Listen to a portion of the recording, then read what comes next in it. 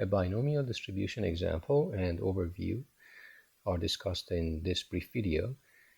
Similar to the case of flipping of a coin, where you have a fail or pass, depending on head or tail, how you name it, imagine you do that experiment n times. So you flip the coin n times, and then imagine you're asking the question that out of the n times, what is the probability that number of successful events, like number of the times that coin ends up showing you head, is going to be k times out of the n times. Then the probability of x, your binomially distributed random variable, discrete random variable, equal to k, basically your variable takes on the value k, will be defined by this simple formula, n choose k. Basically you're saying out of n time try, then you get k times the desired outcome times the probability of desired outcome to the power k, because you want it to happen k times, and then times 1 minus p, which means fail, or the other outcome to the power n minus k, which means the times that the other outcome happens. This is the probability distribution function for binomial distribution, and when you want to summarize it, you would put it this way. You would say your binomially distributed random variable is binomial with total number of trials n, and the probability of desired success or outcome is p.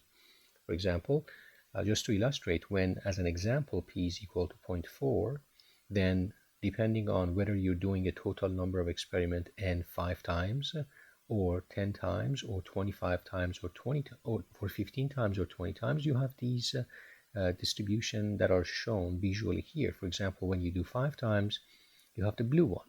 And again, the connections of the circles or dots is just for visualization. Of course, the distribution is only defined for x-axis or number of desired event as discrete numbers like 0, 1, 2, 3, 4, 5, maximum 5 when is n equal to 5. And the orange one is for the case that you do n equal to 10. And you can see that as a number of experiment in total trial, n goes to higher values, like for example when you get to 20, the binomial distribution becomes more closer to a normal distribution or Gaussian distribution. As n is less, you are further away from a Gaussian distribution, but as n is increasing to larger numbers, there is also a possibility of approximating binomial distribution using Gaussian or normal distribution. With that said, the mean or mu or expected value of x, where x is binomially distributed random variable, is as simple as n times p. This is simple to prove, but not in this video. And the variance sigma square of binomially distributed discrete random variable x is just n times p times 1 minus p, where n is total number of experiment and p is the probability of desired success. Of course, a standard deviation or sigma is just the square root of variance, so therefore it's this number. So with that in mind, let's jump to the example. A medical service center reported that there were 315,000 appeals for hospitalization and other services. For this group, 40% of appeals were successful. So the message we get here is we have a probability of success p equal to 0.4. Okay, suppose 10 appeals are received. So total number, let's say, is 10 of the experiment, as if we are doing 10 flips. 10 times we are repeating the event, and we want to answer some questions. Like for example, in part A, we are saying, compute the probability that none of the appeals will be successful. Okay, so in this case, you're basically saying there is no success, so k equal to 0.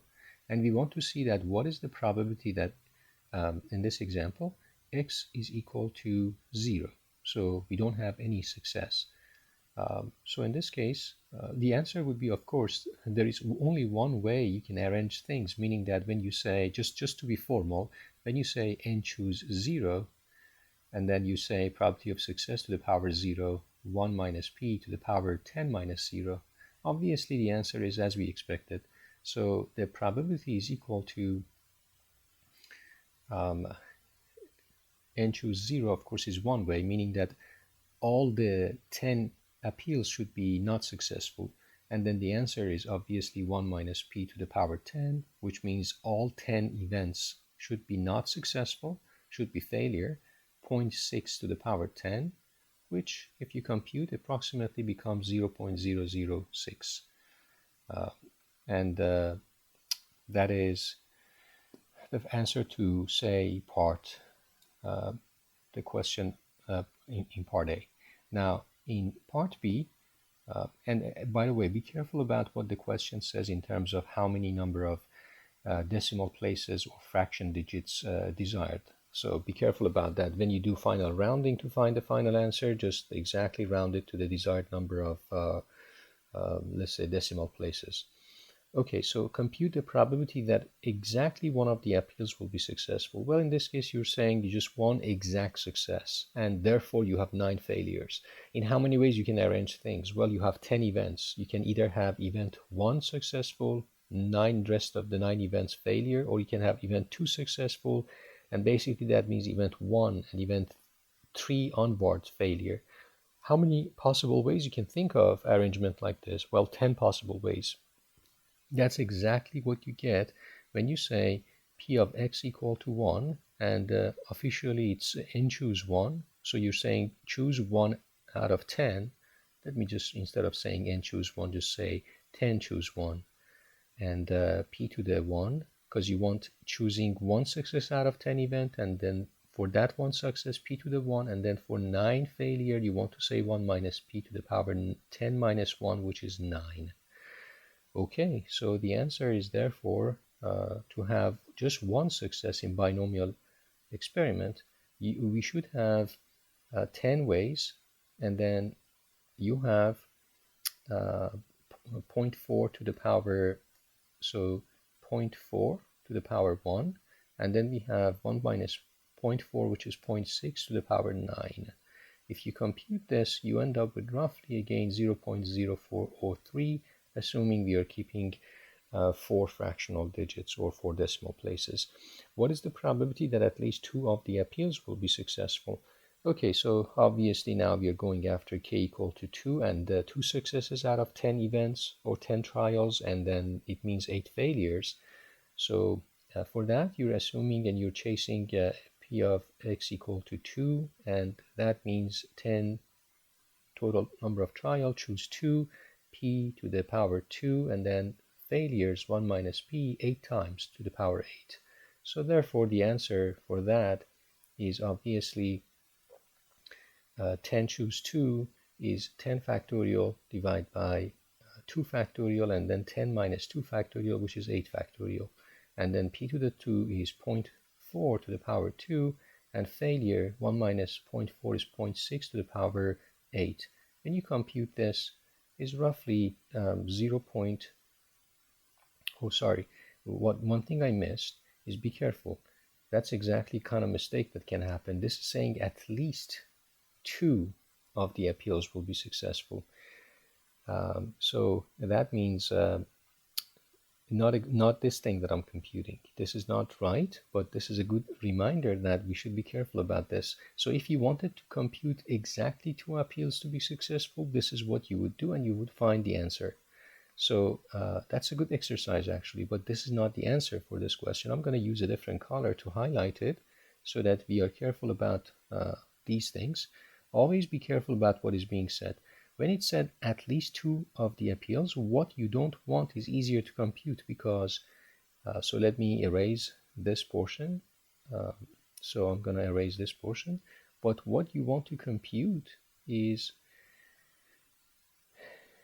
the scenario in which you're saying, hey, I don't want, because it says at least 2 of the appeals, it means it should be successful. You're saying you don't want to see that 1 appeal is only successful. You don't want to see that 0 appeal is successful. So what you don't want to see, the probability of interest, basically x greater than or equal to 2, is equal to, rather than saying p of x equal to plus p of x equal to 3 plus p of x equal to 4, one easier way is to say 1 minus p of x equal to 0 minus p of x equal to 1. Basically, you are just computing first the things that you don't want, and then you subtract them from 1. And since we already computed them, see, p of x equal to 1 is already computed on top, and p of x equal to 0 is also already computed in part A. So all we need to do is we say 1 minus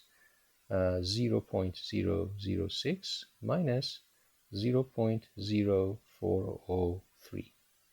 Great. So if you compute the final answer, roughly the answer is 0.9536. So be very careful again about at least or at most, things like that. Part D. So for part D, I'm going to go what is the probability that more than half of the appeals will be successful? Okay, so this time it is saying that, hey, find the probability that number of successful appeal, it says more than half, not including half. So let me use a different color. Okay, maybe this color. Okay, so more than half, be careful about what is stated.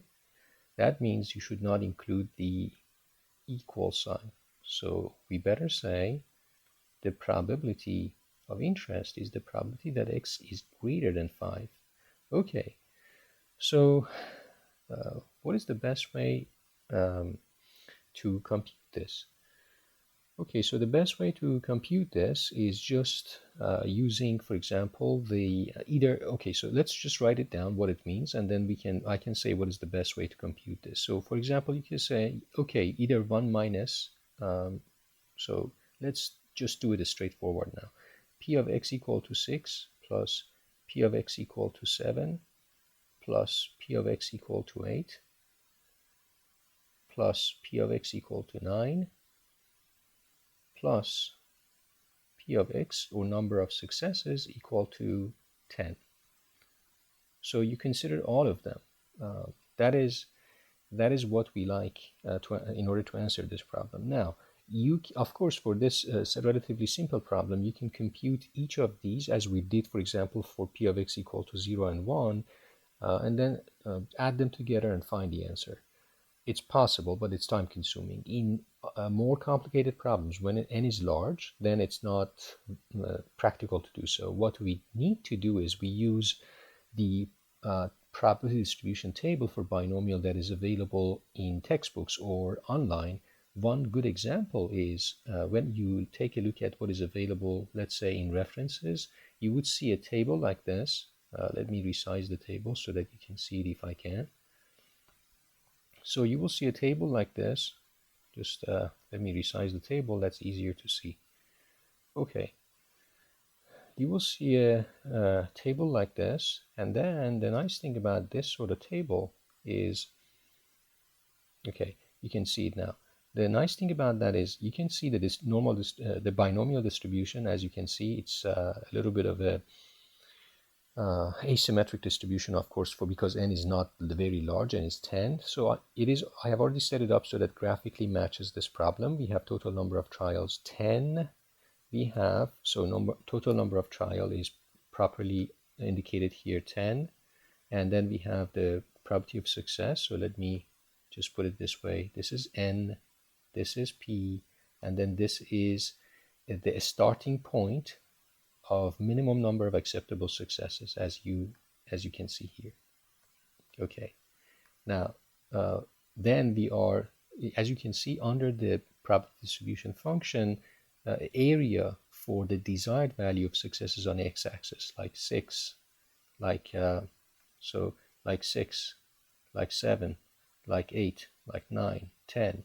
The area is highlighted in blue, and the sum of, or integration of, this area correspondingly is 0.166239, and if you just want to keep 4 significant, let's say, decimal places, then it's approximated to just 0.1662.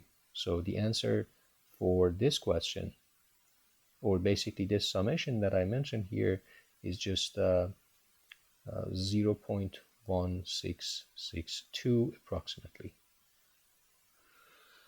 Okay, so I hope that this is helpful, but as I said, either you use the well-known, well-established and distributed binomial distribution tables at the end of textbook or online, or you use tools available in terms of, say, visualizers that show the probability distribution and compute the area under them, or you just sum them up as I mentioned here. I hope that this is helpful.